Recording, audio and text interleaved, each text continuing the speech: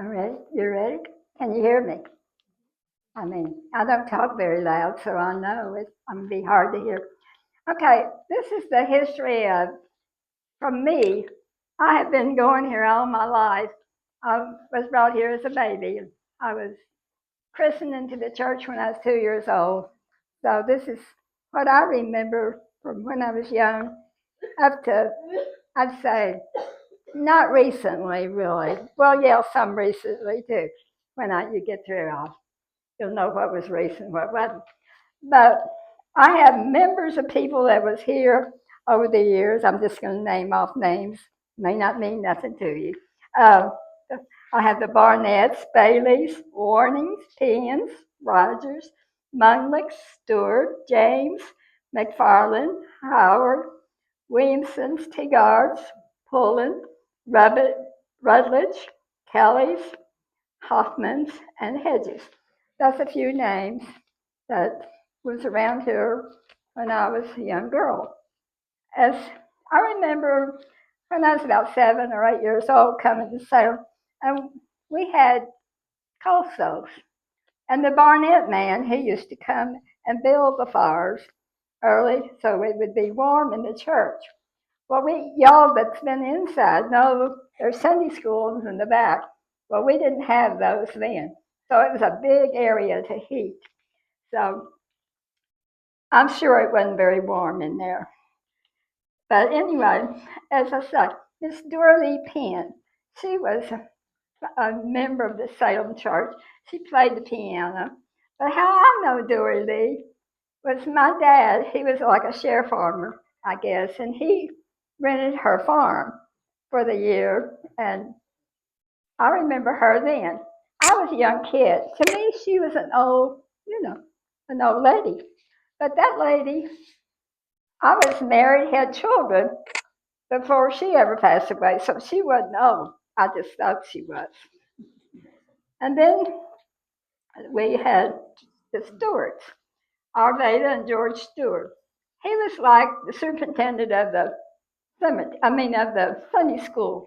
He would call the church to order, and then we would do maybe Bible reading or something, and then he would send us off to class. Well, we didn't have Sunday school rooms then. We all had to go just little areas in the church and have our Sunday school class. But the Georgie Stewart, he stood out to me really a lot because when we had Bible school, he worked for a cookie factory. And guess what? They donated cookies for us to have. And when you live in the country and you're poor, you don't have many store-bought cookies. So we sure enjoyed them. And then there was we had a big youth group when I was growing up. Most of them was teenagers. When I was a teenager, we had maybe 15 or 20 kids, and we all enjoyed each other. Then we had, that was Maddie Rutledge. She was probably the oldest member we had, and she passed away about 3 years ago. She was 102. And Carrie Hoffman, she's my sister. She passed away. She was 90. She passed away about 5 weeks ago. And she was one of the older members too. Now I'm probably the oldest member here. But in the early 50s, we added our Sunday school room. And then years later, we added on the fellowship hall. And we got plumbing and bathrooms. Now, that was a big thing. But before we had the fellowship hall, we always had big homecoming dinners out on the ground. And we would eat, then we'd go back in the church and we would have hymn singing, maybe a couple hours in the afternoon. And we would have big crowds. But then when we built the fellowship hall, we had all of our meals in there, or anything we had, we'd have in there. I guess it was air conditioned then, because, and when we got a furnace, so, we was modern. And Then we, about 2019, we had a old-fashioned homecoming. We had dinner on the ground and outside, and that was a big hit. It was really nice. We had a big crowd, and everybody enjoyed it. But then in 2023, we had 2023, we had our 200th anniversary here, and that's when we built the pavilion here. And we had dinner on the ground that day, and we all eat here like we did tonight. And that was real nice. And as you all know, I have deep roots here at this Salem church.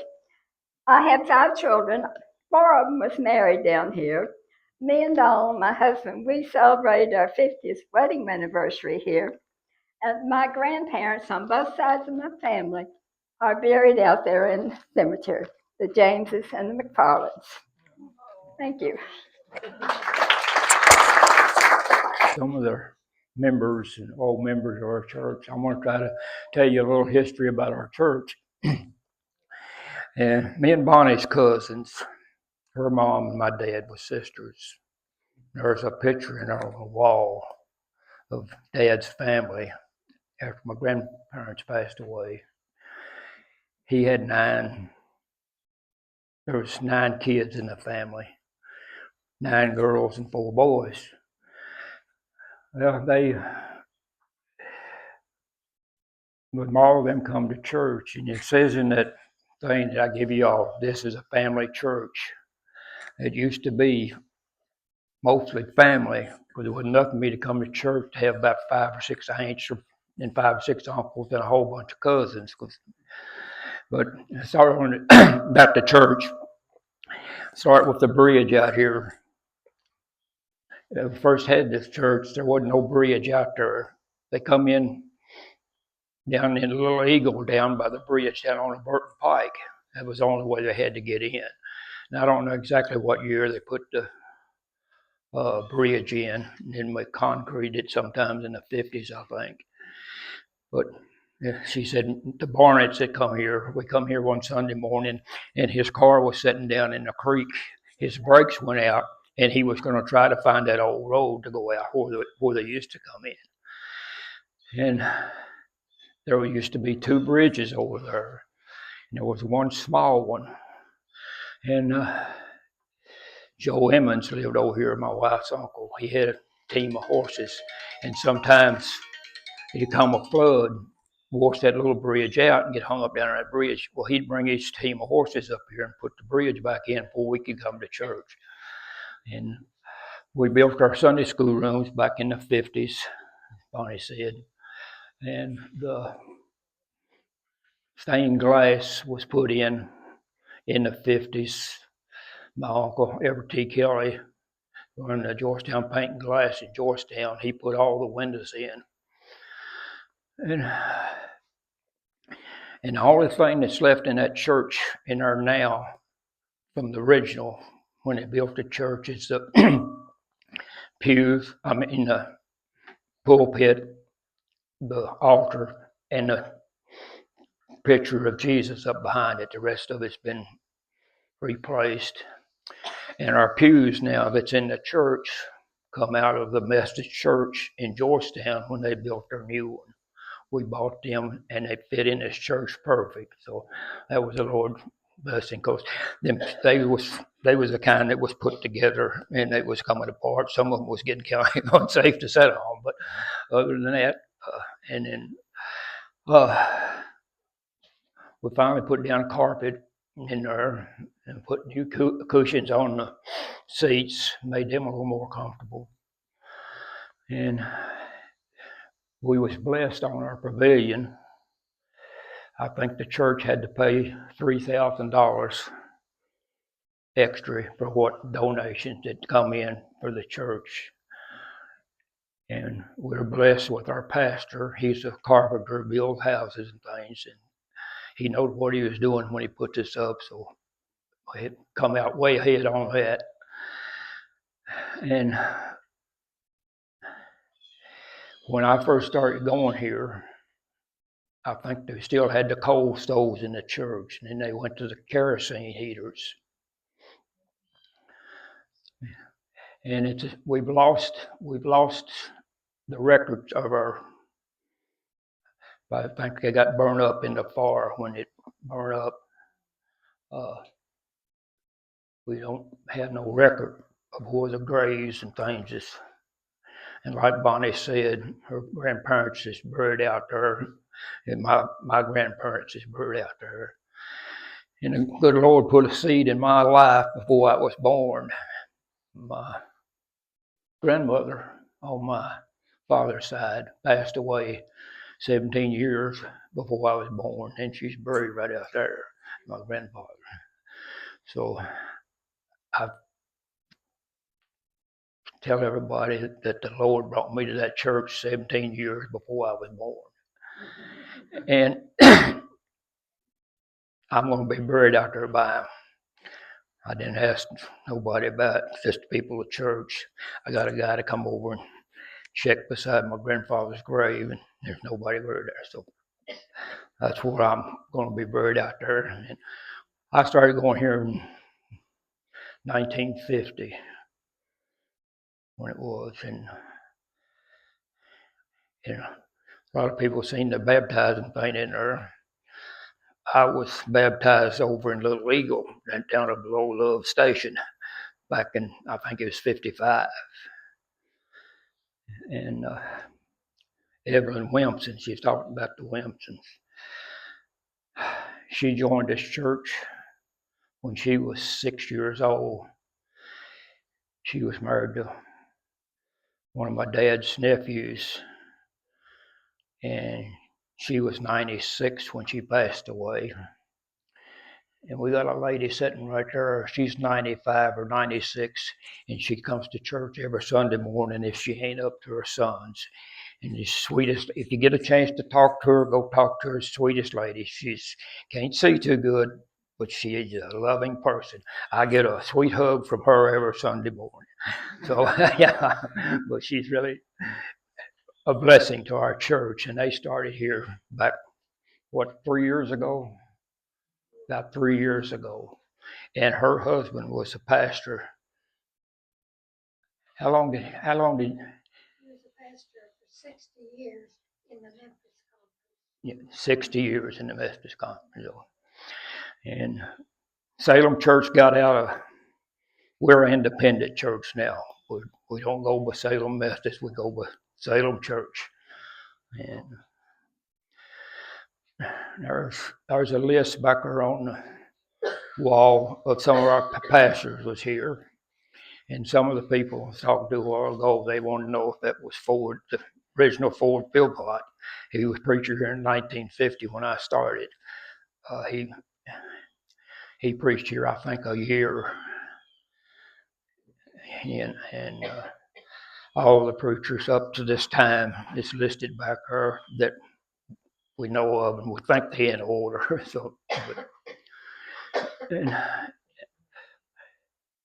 there's a lot of people, a lot of graves out there that we don't know about, and it's a shame. And all back there in them trees, when those people back there was buried, I don't think there was any trees back in there. You see the little stones and rocks sticking up here and there. And my grandfather was buried out there in 1945, and there's been one buried after him, buried in 1955. I believe it was a pen. I'm not sure, but it's been a great journey for me here in this church. Well, I wasn't coming here, but I know the prayers coming out of this church kept me going and brought me back. And the lady I'm married to now, I call her my guardian angel. She's the one got me coming back to church. But she's a wonderful person. Keeps me in line. And that's a big job. You can ask George back there. But our church welcomes anybody that wants to come to church. The doors is always open. And a lot of people's come in and visit. They've said when they walk in the door, they feel welcome. It's just the Spirit of the Lord in our church. And Brother Jeff, our pastor, he couldn't make it today. He's under the weather. And he got started in this church. It's where he started going to church at. I think his wife and kids come some more before he did. But he always told the tale that my sister was the one haunted him so much. She's always after him to come to church. And he got saved here. They took over the youth group. Then he got called to be a preacher. And he finally got to come back to us 4 or 5 years ago, I think. And he always said this would be his last. When he started preaching, he always said that the Lord told him that Salem Church would be his last church. And since we got out of the conference, it looks like it will probably be his last church, and we're so thankful for him. And does anybody have any questions? I'll see if I can answer them. But I hope y'all have enjoyed yourself. And if any of you hadn't went in and seen the church, want to go in and see church, I'll be glad to go in with you. Thank you. Yeah.